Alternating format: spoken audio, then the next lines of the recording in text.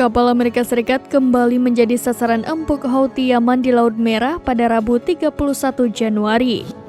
Kapal USS Gravely itu pun sempat lolos dari serangan pertama, namun Houthi kembali menghujaninya dengan rudal. Meski demikian, semua awak itu pun lolos dari maut. Dilansir dari Anadolu, nasib awak kapal Amerika Serikat itu diungkapkan oleh Komando Pusat Amerika Serikat atau CENTCOM. CENTCOM mengonfirmasi bahwa serangan Yaman tepat mengenai sasaran. Namun pihaknya memastikan tak ada korban jiwa dari pihak awak kapal tersebut.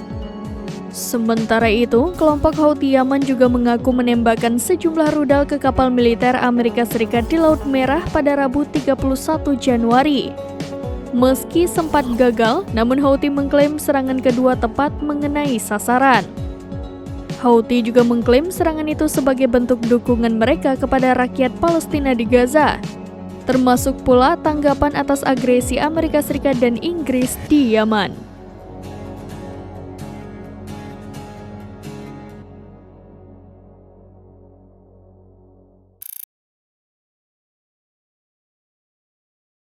Download Tribun X sekarang, menghadirkan lokal menjadi Indonesia.